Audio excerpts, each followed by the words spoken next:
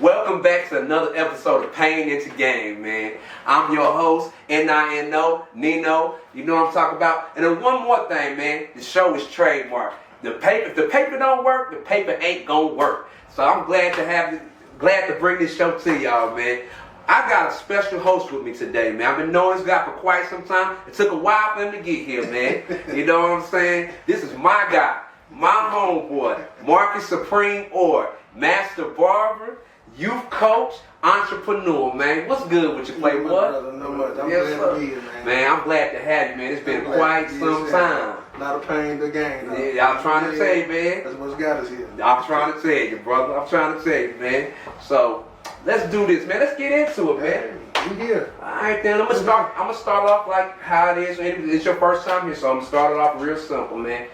Where are you from? And where are you from, man? What's your upbringing? Let's get filthy into that. Well, I'm originally from Tryon, Alabama, a small town outside the airport. Mm-hmm. It's like an Indian territory type of land from Lingo, park and all that type of stuff. And that's where I grew up. That's small town living. You know what I mean? Humble beginnings. Mm-hmm.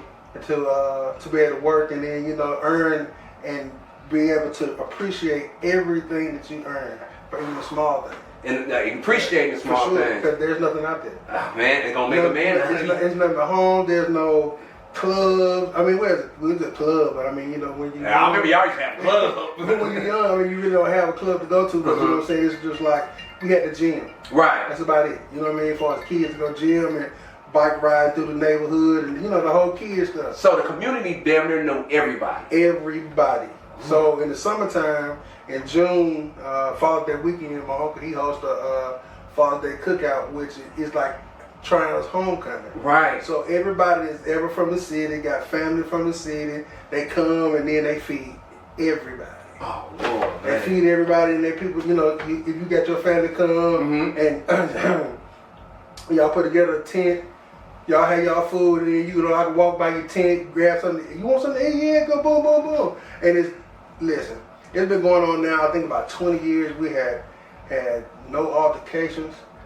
What? None? A whole bunch of black folks together, no altercations? I mean, when I tell you, it'd be a lot of people out there. It'd be a lot thick, and then no altercation. It'd just be love, you know what I mean? Because real family love, because we all grew up the same. Okay, yeah, we all grew up the same. So tell me about, let's just say, your schooling then. Like, what schools that you went to? Well, I went to West Madison, was going elementary school. Madison Middle. Okay. Liberty. I played baseball. Started playing baseball at Liberty. Mm-hmm. And then I went to transition to Bob Jones High School. Bob Jones High School, man. And that's probably one of the top tier high schools around in this area of the growth of Huntsville. But it's kind of always had this moniker. It kind of was like an elite, I guess, school, academically and sports in some areas, some years. Sure. And my city was like a feeder school for the football program. So, what I mean? It's like we all play so they grow, basketball, baseball, I mean, we play ball. All right, then they say 20 y'all out of conveyor belts. They kick y'all on out there. Yeah. So let me dive into this, so as you are a master barber, right? Correct. Okay. So when was the first time you picked your clippers up?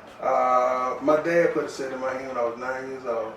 9. So you started from an early age. Yeah. Legit level. Yeah, my brother and I, we used to race trying to cut my grandfather's hair. He ain't had that much hair. He had to have bald and slick bald on the top and the hair around the side. The Sergeant Slaughter. That's it. And we used to race to see who could cut him because he wanted to have his haircut for Sunday church. So we used to race. My brother would beat me every now and then. Just slow ass. Right.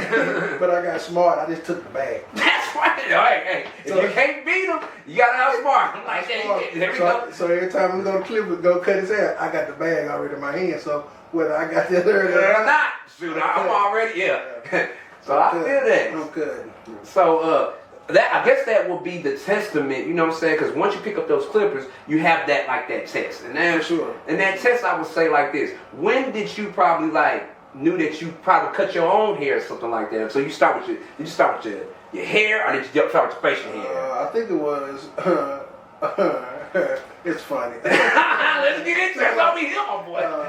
What it was I think I was about, I say 12 years old. 12. That's when you got your peach fuzz taken back in. then, you know, it was like 90, 92. Mm-hmm. So that's when the design part. Yeah, that New Jack City Part 7. So I would want to have a part. My mom would never let me get a part.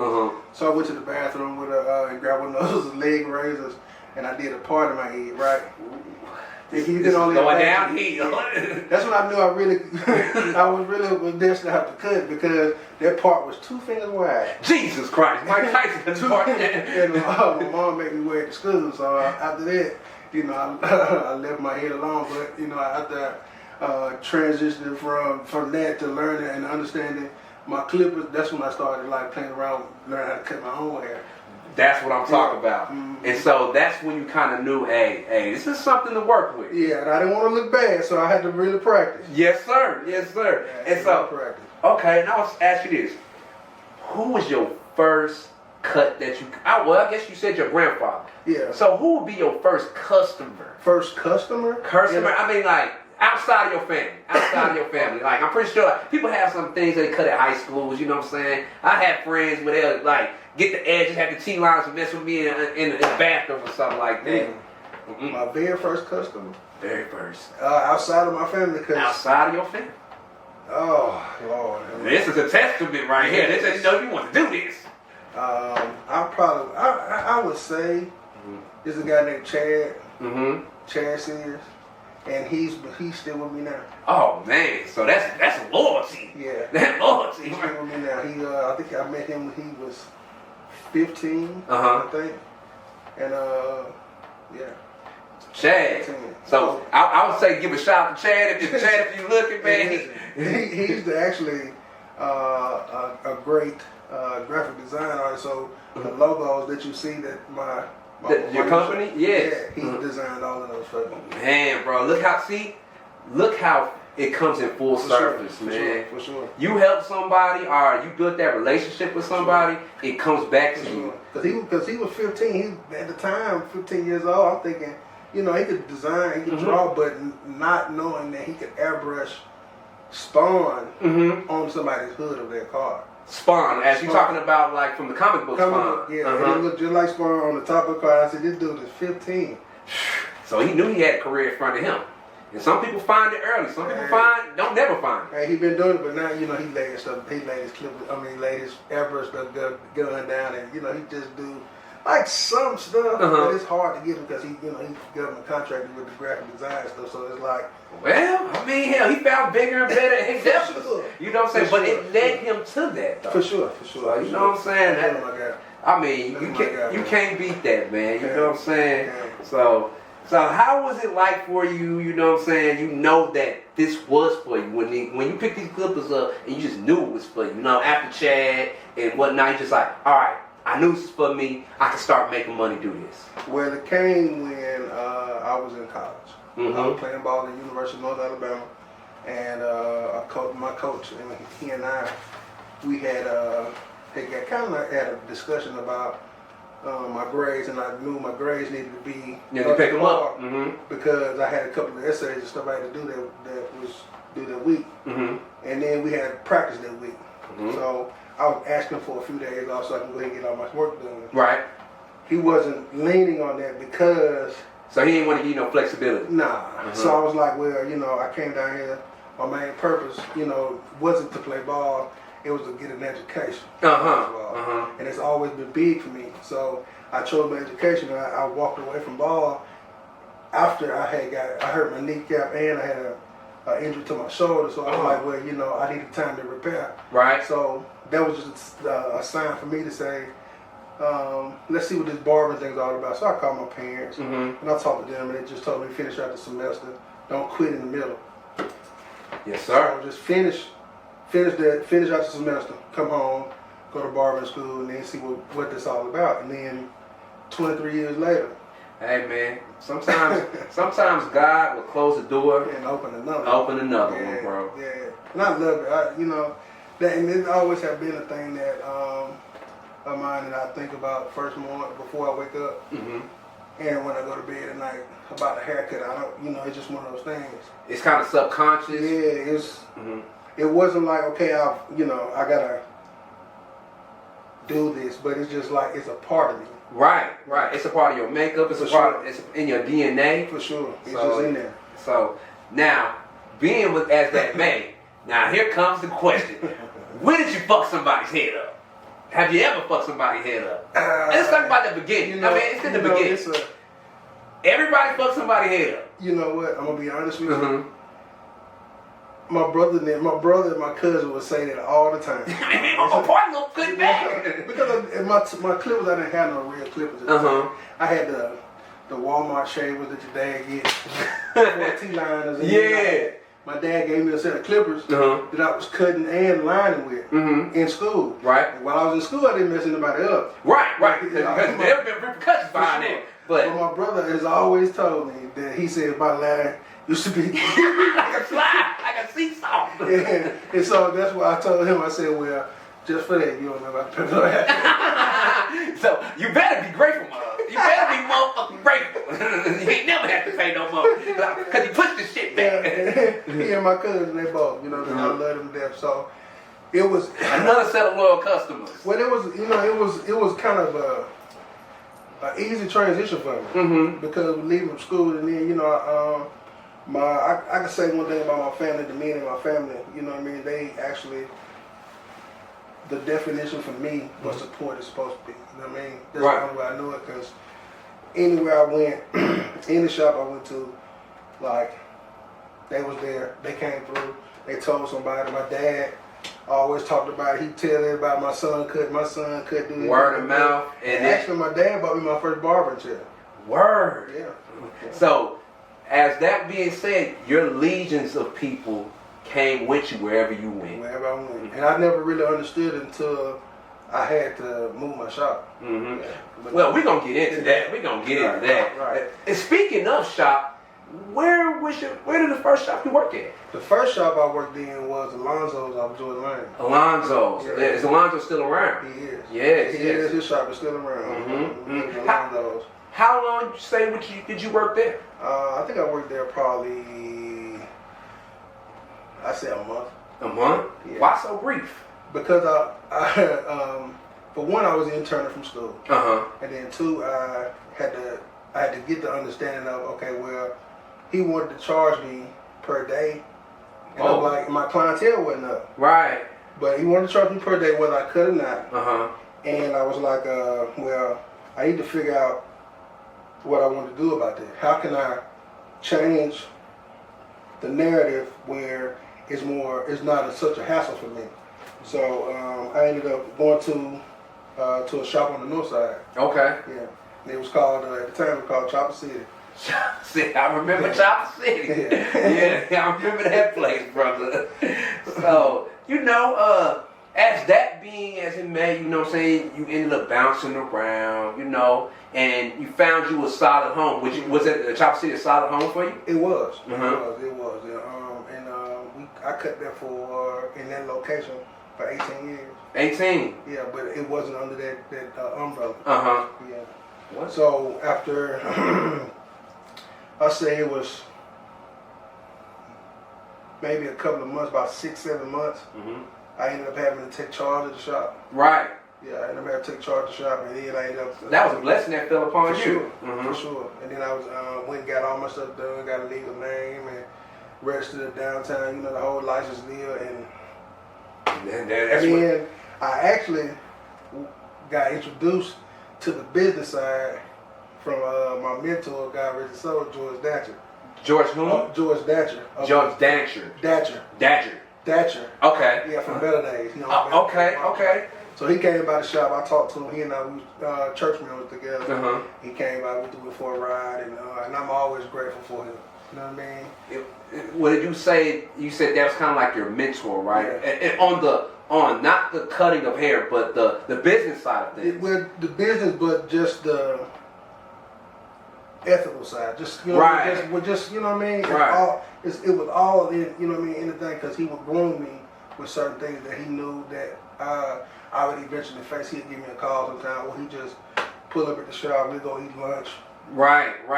So he basically with wisdom. There we go. So he's giving you what it is to be, the future which it is to be. Give me the game. That's all. The pain, the game. I like that. Like when you fit that moniker in there, Playboy. So you know what I'm saying. Now, being that he led you into that moniker of this is gonna lead me into my next question. What's your pet peeve with customers? Our pet peeve in this business? I had somebody ask me that probably about a couple of months ago, Mm-hmm. and I still couldn't answer it. Well, not really. It just bounced around because I know life happens to people.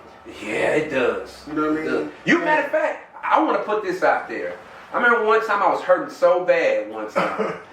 Man, I had to come to this guy on credit like, man, bro, I need a haircut, man. I need to do this, I need to do that, man. So, man, I appreciate that, man. I appreciate it. Anytime. Yes, sir, man. And see, it's just like, sometimes, it wasn't really the money for me. It was the experience. Right. I would get a chance to spend with an individual. Mm-hmm. So, that's one of the things that George taught me. Right. That don't be so caught up in the money, because the money's going to come. Most definitely. And you build a reputable place where people can come. If your mama can't come in that building as a barbershop, then you know how the barbershop be.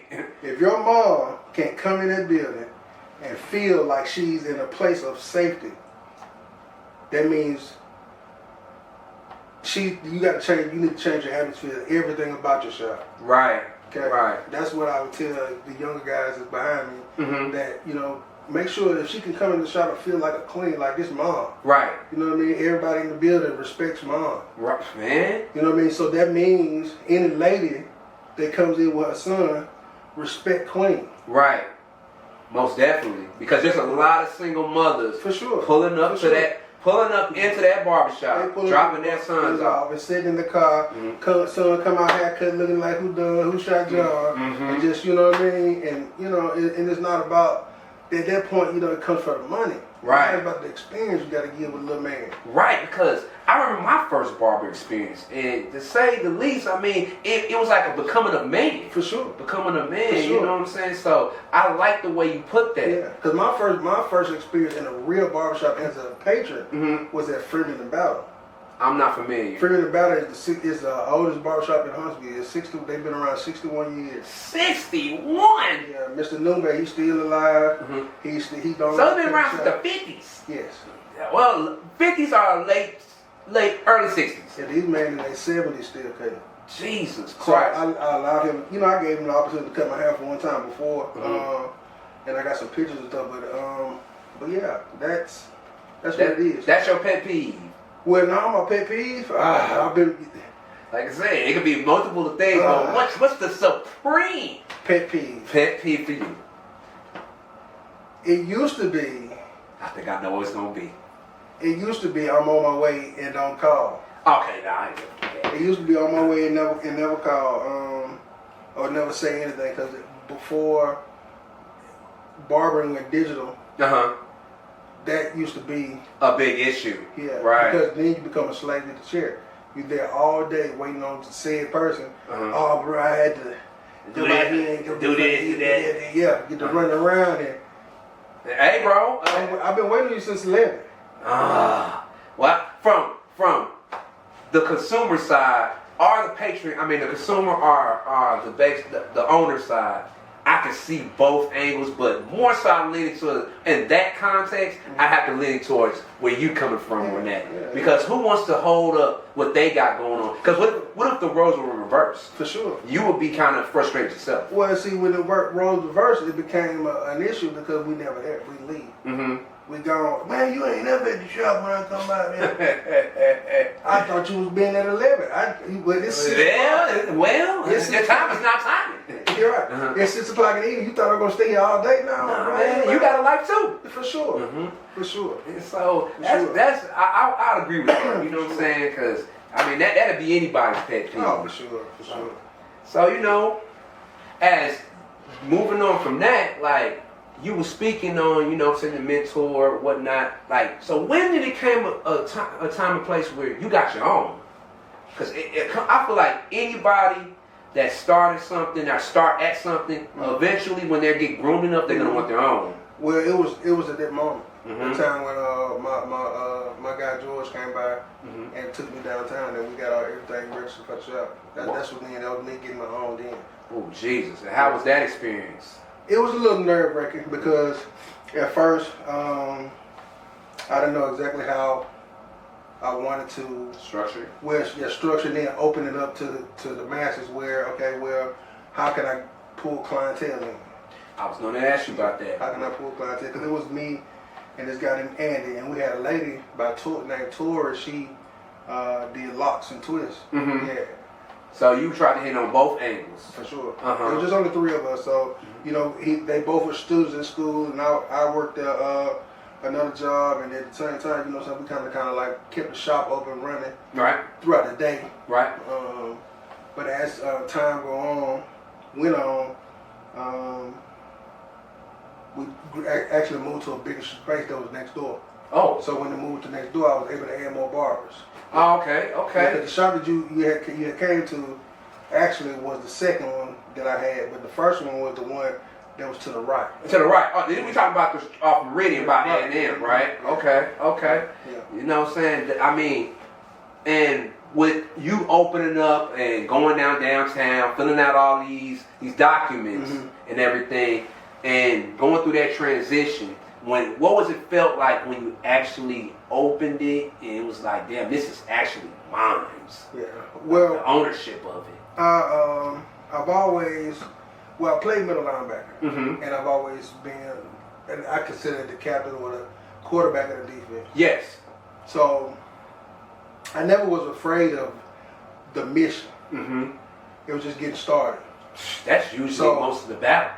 Once I just figured out, okay, well, this is how we're gonna get started, and we went with it just to get the ball rolling, no matter what happened. Yeah. We're gonna keep going because I knew at the time that the decision I made to start the ball rolling wasn't bad enough for us that was gonna hurt us. Right. Yeah. So, well, I mean, if it ain't hurt you, you know what I'm saying, it made you stronger. Oh, for sure. Most definitely. I give a lot of credit to my guy Andy and Tor for being some real pioneers on actually getting it started. Then too, I was pretty decent with the razor blade. Well, shoot, I feel like that's the 1 and 2. Yeah, that's the 1 and 2. And I used to have I got a couple of friends.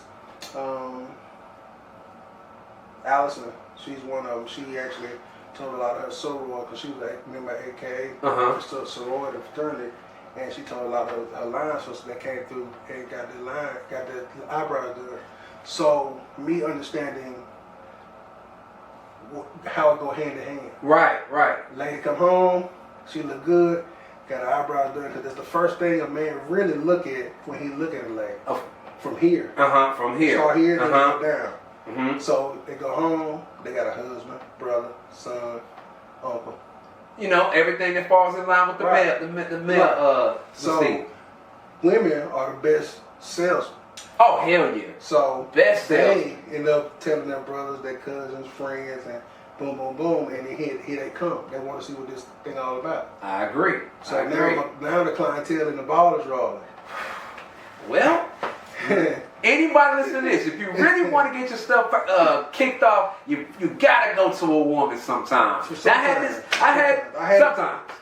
You always need a woman's touch. So yes. A woman's touch was needed. So yes. Once the ball got rolling, then I was able to grow the shop and then add more balls. That's what I'm talking about, man. So let me ask you a question, because what does a barber, in your words, a barber to the community, what is that?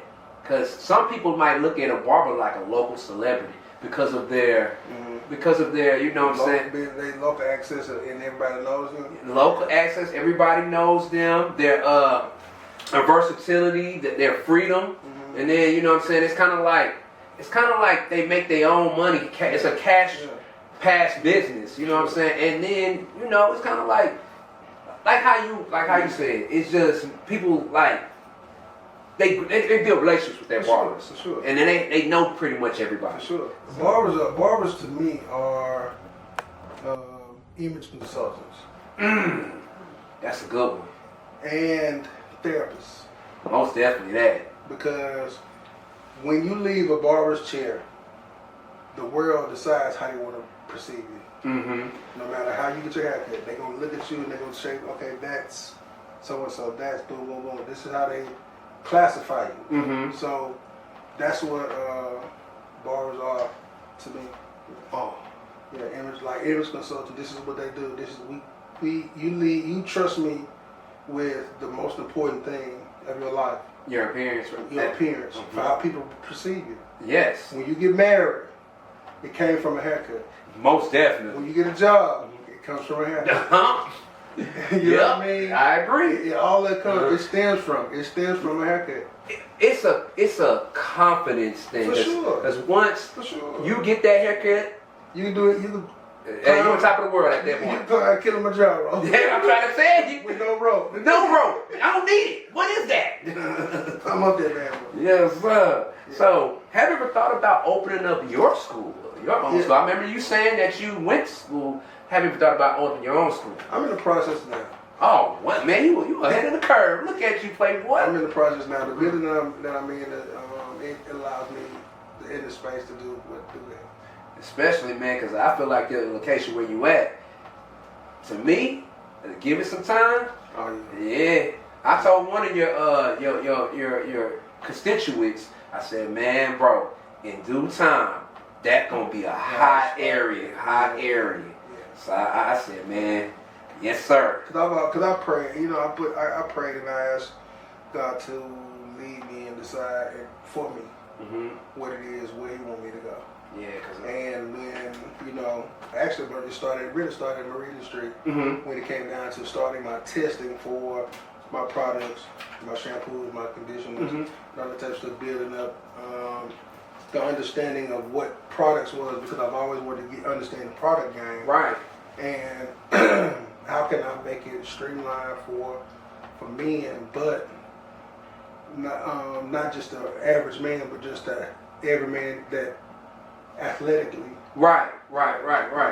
So it's your market. Well, I'm gonna get into that. I'm gonna get more into that. But Right. I would say, like, when you're catering to, that audience, like people that wants to study under your tutelage, because I feel like barbering is a thing that will kind of pretty much never go away. Oh no! I mean, they trying it with this AI stuff. And, I've seen a couple of videos of machines that people have designed. They're gonna take measurements of your hair. I want this kind of haircut. It'll take a picture of me and then boom, boom, boom. You stick your head in the machine, and they scissors come out and boom, boom, boom. I don't know one person that I know. I know Nino is not going to put his head in no box and trust the machine with his face. No, because be honest with you, dog, my face, I might not leave that motherfucker. It might be in there, goddamn, and somebody or my life insurance policy will get activated. For sure. So, For sure. So I feel like, man, with that being said, it takes the soul out of that what we have, we dear so much to be. You know what I'm saying? That barbershop is like a cornerstone. Yeah, that's the conversation. Yes. Like, you know what I mean? Like when you come into a shop, you're supposed to be talked about anything under the sun, and I've always been grateful for my older men that come in, because we have a lot of young men that they think they know everything. But then they grow attached to these older men, right? Because when they get to speaking, it sounds like some that don't have that. It sounds like a father type figure. That, okay, boom, this is what I'm dealing with, and OG talked about that, not even knowing that. You know what I mean? So we need more of that. Oh, for sure. Because we are so misguided with what's going on out here. It just I can go an hour into that, but we gonna keep it moving. We gonna keep it moving. So now, when you did say something a little bit earlier, and in the business world, this is called R&R. It's called recruit and retain. For a new barber, how would they be building? How would they build clientele? You know what I'm saying? Being a new barber. You know what I'm saying? For one, they have to make a decision whether or not they want to be in the streets or in the business. Right. And then two, they have to find the reason why they are in the business. Mm-hmm. Am I in it for the money or am I in it for the experience? Mm-hmm. When they come talk to me, those are the two questions that I ask them. Yes. Because then after that, I apologize to them because they see what I do and it looks easy. When you're really good at something, it looks easy, but they ain't doing really. so long because they seeing the after effect of the nights I'm up practicing on my skill. Right. You know what I mean? They seeing the after effect. They're not seeing me at night cutting and then going here, cutting there, doing this. Exactly. They ain't understanding what my clippers, my tools. So I would tell them, find them a nice school to go to so they can understand first what they're doing, and then two, why they're doing it. Because that why gonna keep you there. Yeah, because there's a why for a taper fade. Yes. There's a why for a ball fade. You just ain't fade. Exactly. Put it on there because most time most people think a fade is just so easy. It's not. Nah, that's really, trust me, man. I know for a fact that fade. I remember one time getting some sexual exchange off of a fade. So yes. If it's done right. Yes. If it's gonna hit, if it's done right, it's gonna hit. It's gonna hit right. You know what I'm saying? I'm trying to tell you, man. So this is another question, man, and it's a little raspy one. You know what I'm saying? Do barbers have tension? It's like, I'm listening. Let me finish it out. I don't see this with much owners. I see this with like the other tier of barbers. You know what I'm saying? I don't see it with much owners, but I do see it with the other barbers. You know what I'm saying? Not the ones that own the shop. They're probably like the ones that work in there. But is there like an underlying tension, like how tattoo artists have a tension with other tattoo artists, or other drug dealers have other tension with, or any kind of like industry, your constituent kind of competition. Anything with competition breeds. It is because anytime you in a service industry and you build a clientele and your name is reputable, a lot of people feel like I want to be the man. Of course. When they already are. Right. In your own lane. In your own lane. A lot of times, a lot of people get caught up in that limelight. Yeah. And then, going to dig into the personal situations of people and not knowing, this is who this person is. Who he really is, instead of sitting down and talking to the bro. I personally don't have a beef with anyone. I don't think your demeanor kind of shows because that. what I do is, I just to show that sometimes I walk into other shops and they do come out here sometimes. That's what's up. Especially now, you know what I mean? And I don't even, my guys can cut. Right. I've heard people tell me before, well, I heard whispers like, he got his own shop. Right. Why can't get his haircut over there? You know what I mean? He just come over trying to steal something. Like, what am I stealing? Right. What am I taking? Right. You know what I mean? Right. Because you already built your clientele. I'm over here just trying to be a patron and patronize my brother. You trying to show love to your other brothers of this game. That's it. That is it. Yeah, nigga, this ain't the dope game or anything like that. It ain't none of that, and to the point where it's like, if barbers were to come together, make a correlation, just come together, get on the same page. You know what happens? The community comes together. I agree. We touch everybody. Y'all do. We touch everybody, good, both sides, bad. You know what I mean? If you want to call it, they mad at them. We come together and say we here. We bring the community together. I agree. Trust me, I do. So, have you ever cut any celebrity's head, or I would say travel to cut somebody's head, or I would say stay like wee hours in the night and overcharge somebody? I really don't overcharge nobody. Okay. It's not, like I say again, it's not really about the money for me, it's about the experience, because if I cut your head once, I got you. Of course. That's all I want. That's all you need. Just give me one shot. That's one. That's all I need. There we go. If anybody were to come down, I'm going to cut it once, and you best believe. He's there for the long haul. You going to get the best of me. I hear that. I'm going to put my foot all in it. Elbow grease. Elbow grease. So, yeah, I've had Mike Jones and his brother come down to the shop, Mad Legs, Danella.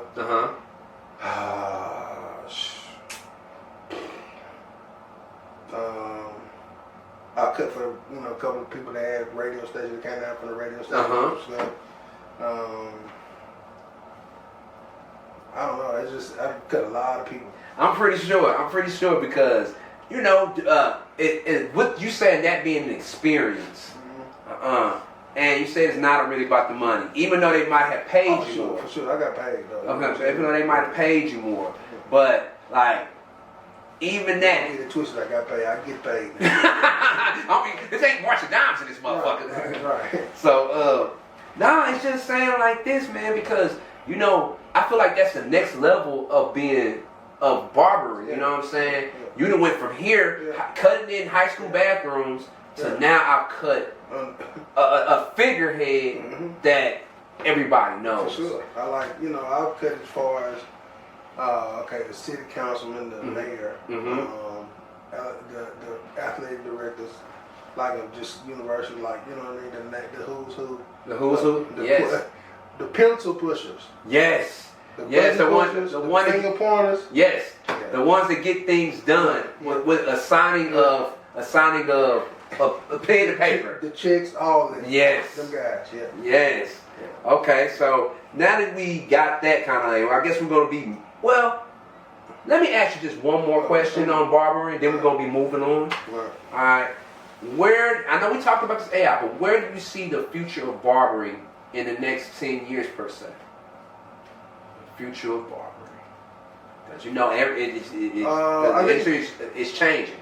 Well, it's changing for the industry. I think it's going to be leading towards more services. Mm-hmm. And because you only can get so much out of a fade. Yes. You know what I mean? And it's more services, more service driven, and then you're gonna have more millionaire barbers.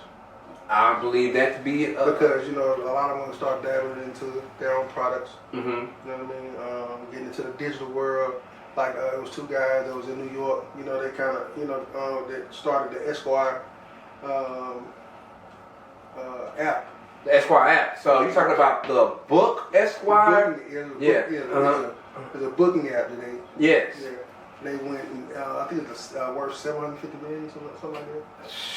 Close to $1 billion, if you ask me. That's a third of a billion. That's a third of $1 billion. Don't quote me on the number, but I think it's about right. But I know the digital world and convenience is starting to get tapped into because a lot of barbers started to do it. Look, one thing about me, I love convenience. Yeah. I will pay for convenience. For sure. Like I like getting my car washed at the detail shop. Like my car getting detailed. Mm-hmm. But if I can go to wash time and they do the same thing but faster, that's where I'm going. For sure. Like unless it's a special event and I need somebody, everything hands on. Now the industry is spreading wide though with the whole mobile barbering. Man, that's a whole nother genre because like you got to think when the barbershop is closed and there's somebody I need to cut. Mm-hmm. Now you can add your own. You can basically set your own markup rate. What I did was I did my own market study on mobile barbering, and I done it through those the events that I go get booked for. Oh, okay. Yeah, because a lot of times you'll find it's a niche group of people that like their barber or a barber to come to them. Yes. Yeah, and they'll pay their premium price. Oh, most definitely. Yeah. Most definitely. They'll pay a premium price. It's a growing market, but I think. So if you want to be a boss and you want a premium cut, and you want it to come to you. Right. If you live a busy life and you only have maybe a couple of hours to get, just to get a haircut or you want to get cleaned up, book your barber. You find a mobile barber. They out there. Yeah, hey. And I think, since we talked about being groomed, who does not want that? If you can afford it, why not do it? Pay a premium price. Pay a premium price. Pay the plate.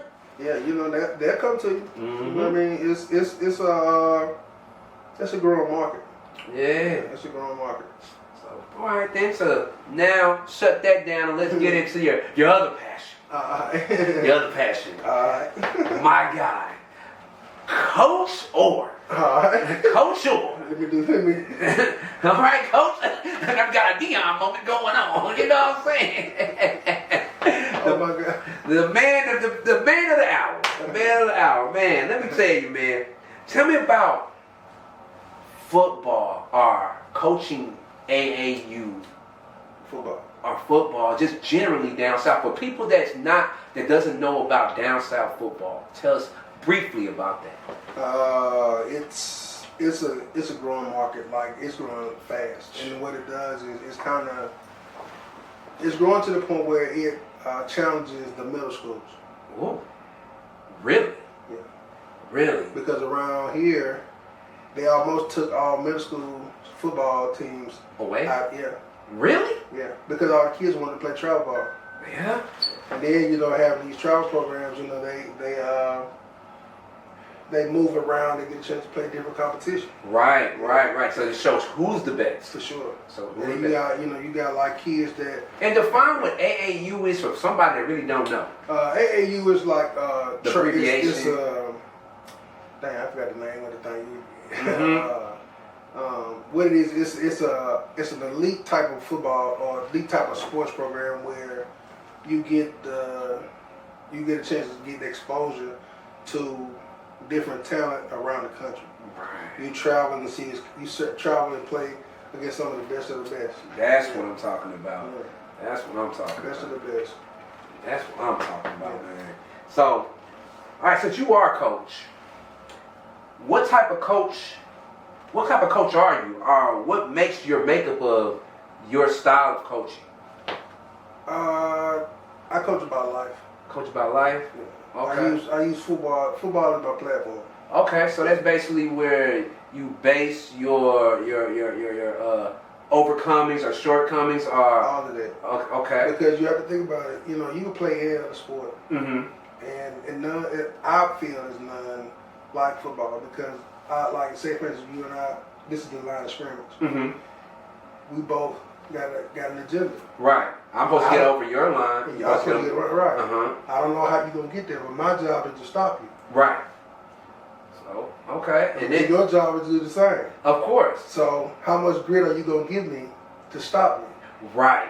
So that I guess in an analogy of that, I would say because you're built up, you have a team behind you. You know what I'm saying? Because you need people. It's basically like a field chess. Yeah, you play your part. You do your part. You supposed to down block. That's what you're supposed to do because somebody else got a hook and curl on the side. There we go. There we go. If everybody do their whole job. It's a game of moving parts. Yeah. It's supposed to score. Right. If everybody be accountable for your part, it's in the details. All in the details. All in the details. All details. So all you Madden players, it's in the details. It's in the details. The proof is in the pudding, as they say. All right. Okay. So, and how does that, like, as you being a coach, and involved in what's like your process of getting a team, selecting staff, or just even recruiting? Well, we took. What we did was we was a part of a program and Monrovia program, and we took what we had. Right. So it was in the area. We were in the area, and then we came together as a group of coaches, and we actually became like-minded to understand each one of the individual player and what their strengths and weaknesses are.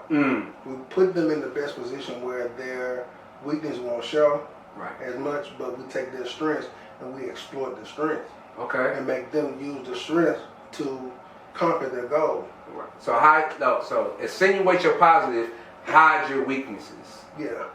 So we gonna work on every day and practice on your weakness to build up to the positive, so you become a balanced kid. There we go. Yeah.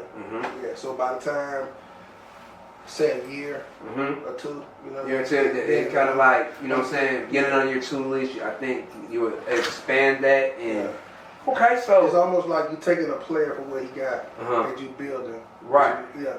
Building him to what he needs to be. Right.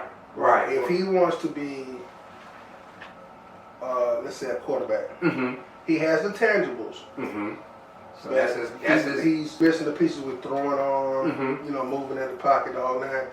all of those things that he's missing, we're able to find trainers that, okay, specifically It's position training. Mm-hmm. Not just, okay, you over there doing jumping jacks over here. No, you position training on how to roll out, on what this looks like. Yeah. So I call them finding blacksmiths. Ooh, that's a good terminology. I call them blacksmiths because you're sharpening their sword. In that area. Yes. Yeah, they hone in. It's almost like you got attention in one spot. This is what they do. They take you and boom, boom, boom. They build you from here. Okay. Okay. So you know what I'm saying. So as you're doing that with the players, how do you feel about your staff? Like your staff. Like I know you're saying a bunch of y'all came together. Yeah. And how was that process like? Well, it starts from our head coach. We got a good head coach, Angelo Bland, and he and I, we linked it on a Sunday, like a Sunday training. Right. And then from there, we started piecing it together. You need an offensive line coach. Mm-hmm. Who do you find? You don't want to find nobody and say, hey, I play. You don't put an ad in the paper. You go with football guys. Right. Like when you got football guys, they understand the game X's and O's. Right. So they knowing that, okay, well, they know theory of football. Right. Okay. Well, so when you say theory as well, this leads us to my next question. So how do y'all select plays and playbooks? We just look at what the players we have.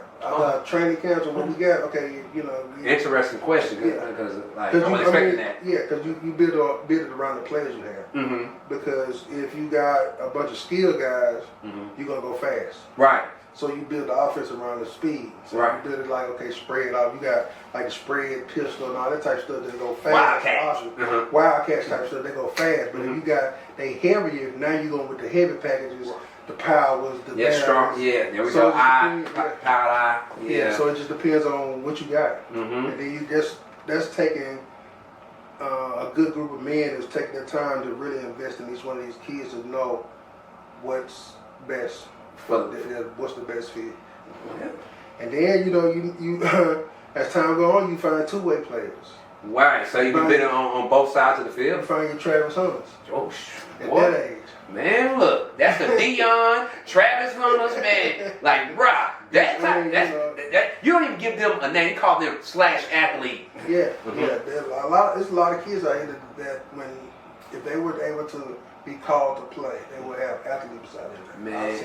Man, I remember at one point in time, just in the hood, there's always that 1-2 guys that can play both sides of that field. Yeah. They have the motor to run. Yes. They want to play. That's it. And then they had the stamina to do it. Yes. So other than that, let me lead into this one too, because this one might be a fun question for you. So how's the parents and the refs? The refs, they human. I know the refs are. They just human. They here to do a job. They got criteria that they got to go. Stop your fucking up errors. But then what I'm saying, it's like you would want them as parents, as a parent being a spectator watching the game. You want them to be able to call everything.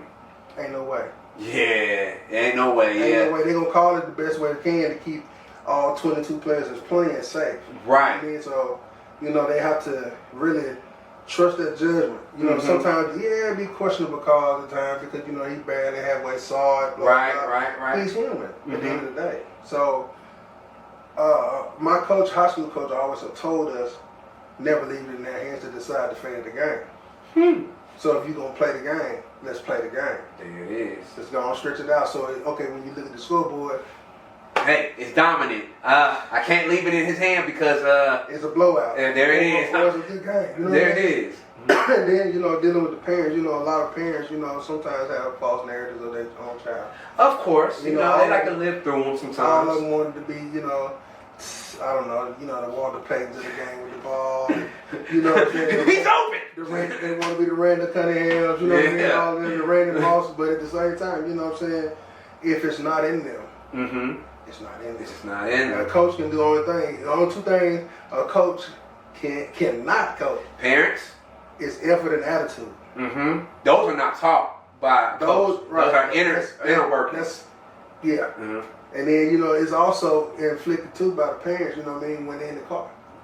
That's where I really personally do most of my coaching with my son. In the car. Right. I don't. You have to elaborate on it. So I want a parent to see this and kind of take this into account. For sure. Like, I coach on the field. Yes. I coach a position coach. Right. And a lot of times, you know, over the past couple of years, you know, we've been pegged as, you know, playing daddy ball. But if they ever look at the dynamics of the team, the way it's set up, none of the coaches coach their son. They're coached by one of us. Right. So they go to different position groups. There we go. So your son would be in a different dynamic over there. He going over there. I got to, you know, I trust my mans over there, teach him whatever, you know, how to teach. Then, you know, when we come as a team, I can sit back and watch. Whether or not he paying attention to learning what's going on. Right. So if he's not proficient in what he's doing over there learning, I can't get mad at coach because we don't get a chance to play. Right. I got to talk to my son. Right. That's when the parent got to start looking, when they're at practice, looking, watching, understanding when they're in position groups, because every team does individuals. They go over here, receivers over here, running backs over here, line over here. So now when you start watching them, exactly, because you see he can block down the field, but you can't get mad at him. He in the game. We put him in the game, and he produce. Because I put it to you like this: if not their kid, if some players on TV, they can tell them to pick up the block and everything like that, as well. Like, why are you not doing this? For sure. But you can't tell that to your own son because you're trying to live through them. For sure. Well, sometimes it be the protection of their feelings. Oh, yeah. Because you don't want to tell your child that ain't it.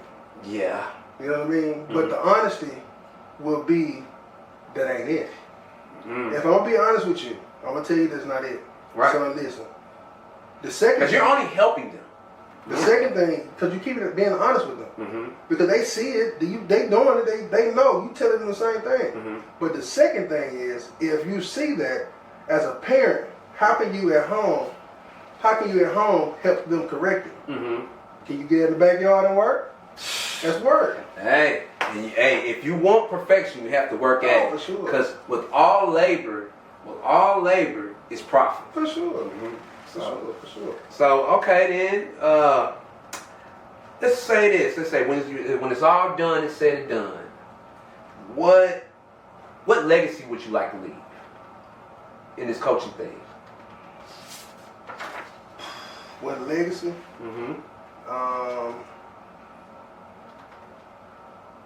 That I was accountable. That right there. And that's a word. Yeah. That's one of my words I use all the time. Accountability. Yeah. Accountability. Because that's big for me. Yeah, myself as well, because I think a lot of people lose sight of that, especially in today's age. For sure, with everything. Every single thing. It's somebody else's fault. It's not mine. You know, it's easy to point the finger. Exactly. But it's hard to take the long blame. You know what I mean? And actually stand 10 toes down and look yourself in the mirror and say, I messed it up. Exactly. That what makes a great leader. Yeah. It's like an own it. Exactly. You got to own it. That's the number one rule as a man. You feel me? That's the number one rule. You got to own it. Yes. Own it. And if you messed that up, bro. Exactly. You don't need nobody else to tell you that. Exactly. Because you know. And then if you voice that, people can follow behind that. For sure. Now, this comes to this segment of my podcast, what I like to call this, Put Me On Game.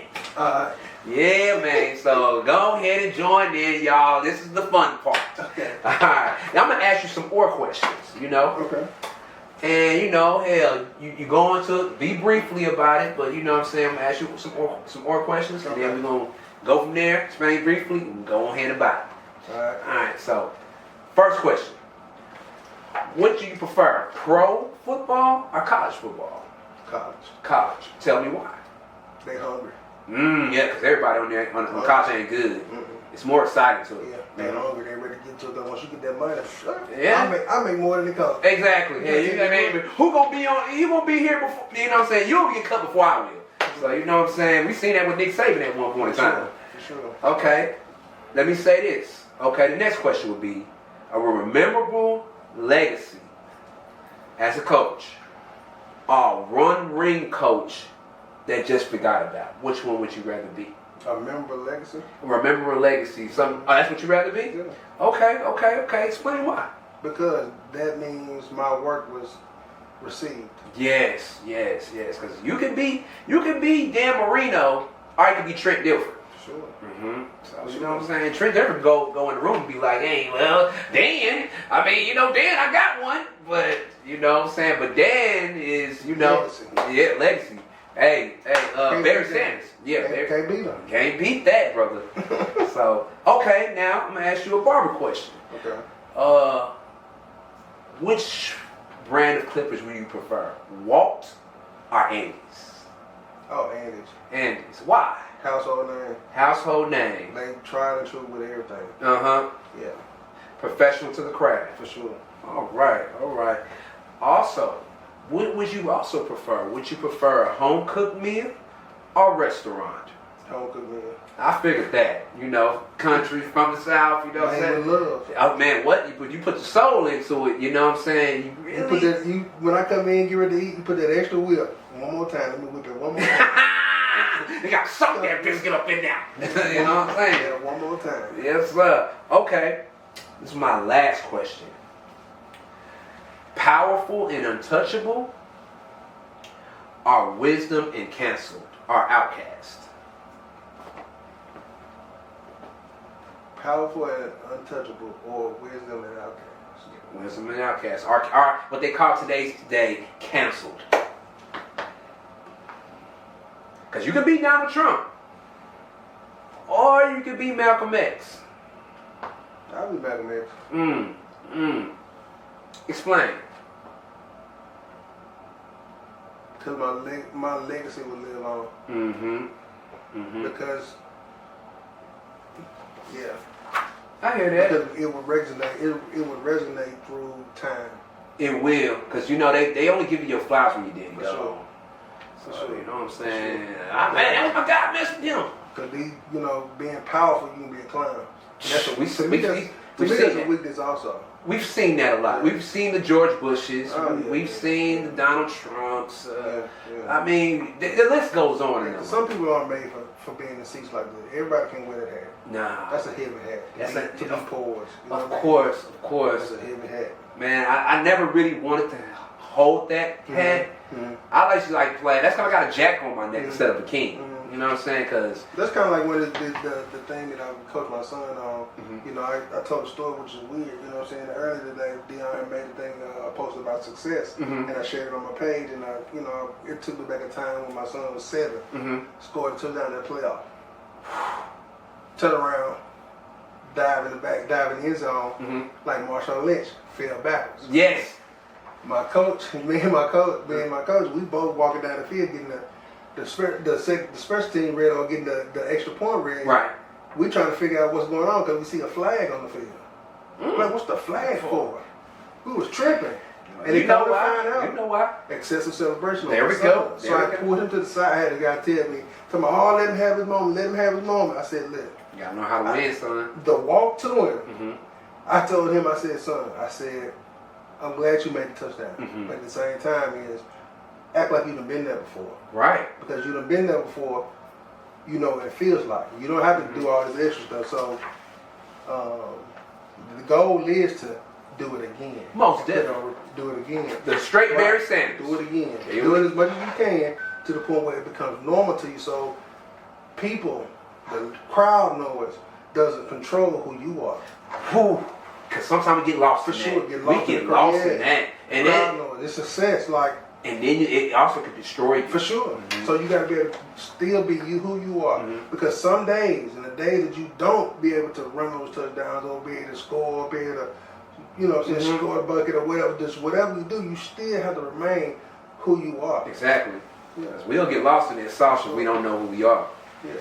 And since that concludes that, tell me about your merch, man. What's merch to you? Well, what I got is I got a shampoo which is called Coach. You know what I mean? This is it's a light leather. It's made for like athletes, that sweat in the gym a lot, but then they want a good cleaner. So the cleanser works well with men and women. And it's a great cleaner. I'm out of my number one selling product, which is red zone defense. Red zone defense. That's what it's called. Oh man. It's called the red zone defense. You know, in the red zone. Yep, of course. Backs against the wall. Hey, you gotta scope. It's gold line. So that's my conditioner. Leave-in conditioner is light, and it does well with natural hair or any kind of hair texture. Right. So coarse, straight. It doesn't matter. It coats well. And it's real light, so it doesn't feel real heavy. You can leave it in or you can wash it out. Right. This is the game. Okay. I'm gonna put you on game with this. Oh man, that's what we do. If you got like eczema, psoriasis, extremely dry skin, dry scalp, this product here, it works well with all this. So what about razor bumps? Razor bumps, it works well with razor bumps. So yeah, because this is a product a lot of y'all need. Yeah. Y'all gonna need this. Yeah. You know what I'm saying? And tell us about this one. Well, this is my newest product. I hadn't rolled it out yet, but it's my body butter called Dream. And what it is you know you have to. All right, a little dab in there. Yeah. It's made with shea butter and baby oil. And what I do with it? Do I put it on? You know, you smell it already? Yes. It smells like a baby powder. It smells like a baby powder, a fresh smell. Yes. So when you put it on, like if you got like athlete's feet and real dry feet. Wait a minute, hold on. Did I put this athlete's feet on my face? It's for the whole body. For the whole body. But if you especially got dry feet, hands, I mean, it's coat well. Right. And then when you walk by the lady, the first thing she gonna smell. It's freshness. Because this smell right now is radiant. Yeah. You know what I'm saying? Yeah. Like it took over my cologne. You put that on today and watch you. Somebody gonna say something to you later on today about what you gonna get on your arm. Oh, we gonna put this to the test now. Okay. I'm gonna put this to the test. I'm gonna give you a call and be like, hey man. Hey. And then what I have is the score. Okay. Teach you how to score. And we all like to score. Right. So this is my beard oil. And what it smells is infused with Jimmy Choo. Okay. So it smells real good, nice lather. It keeps your beard oil, beard right, and also I want one, guys. It's high in vitamin E. As you can see, you've never seen me with a beard. I've never seen you with a beard. But I got a video that I did with this, put this on, and I got a beard growing. No! I'm not playing. I need some, man. I've been how long trying to get a beard, bro? I got a couple of guys that actually, Jermaine Washington, he one of my guys, he actually tried the product and the boy grew up full. He grew a beard. He got the whole chin strap, the whole piece. So, for me, you know, it's. I think I'm gonna go ahead and get some, guys, on camera. So if you can actually, if you want to go get some, I got it online at supremespot.com. Yeah. And tell us about like marketing for the internet for you. Does that work well for you? When it does, you got your own app? When it does, what I did was I took a step back from the product business just for a second to build my new shop. Right. Because I needed a new house to house your products. So each one of my rooms has my products in it, so they actually use my products on more customers. Right. So it gives me more range when it comes down to the clientele base. Right. Okay. So now it's like I got that going, and I'm actually going to start dropping my big stuff, which is maybe in October for my billboards, and then. I got a secret I'm going to tell everybody right now, too. Let us know. I'm Alicia on Pain and Gain. That's what I'm talking about. Conjunction.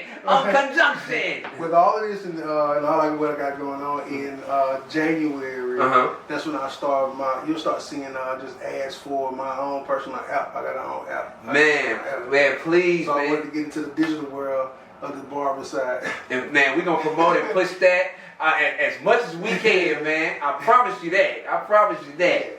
So, now, when I say the word supreme, how does that define you? Well, it's defined by my Lord and Savior. Oh, that's because without him, nothing is possible. What? None of it. What you say? That's where the name comes from. Like, you know, he reigns supreme. So I was like, Supreme? I'm going to start playing around with it. And Supreme Cuts. I had more Supreme Cuts, but then Supreme Cuts, it started, you know, it was the whole brain that pushed it. Now I just dropped the cuts part. And I changed it to the Supreme Spot. Yes. International House of Grooming. Yes. So we cut everybody. Because that is We wide cut range. everybody. We cut everything. It's not just you're not just in a solo demographic, in wide range demographic. Sure. Yeah. Man. I had to take the walls down because I had a conversation with a good friend of mine about being in a box. Yes. And my box was at the time was the city limits, or where this, the city limits, Mm-hmm. because I was cutting within the city. Mm-hmm. So how can I get outside of the city? I got to start marketing to different sides. So now, state line. Yes. So I took it from state line. Now I have to go international now because I cut everywhere. Hey, bro, that's a blessing, bro. Yeah. That is. I was just in Dominican Republic cutting hair. Oh wow, man! The United Arabs of Emirates. I'm trying to tell you, man. Well, no, that's not the Dominican Republic. I'm sorry. I'm thinking about Dubai. I'm sorry. I'm going to next. Okay, you know what I'm saying? I'm going to next. Could an Arabian guys here. Yeah. But man, tell us, like you already tell us where they can find you at, and you can find me on Instagram at Supreme Maserati, Supreme_Maserati 01. You can also find me on Facebook as Marcus Orr. You can actually find the products at www.thesuprimespot.com. right. What else? You can find me at the shop. I'm there too. You know what I mean? At the spot. The Lizard. You can find me at the spot. That's where you can find me. Right, that's what I'm talking about, man. That concludes our episode, man. I'm gonna give a shout out to Marcus, man, Supreme, Mr. Orr. Yes, sir. And always remember, the game ain't personal. It's just game. And we out. We out. Peace.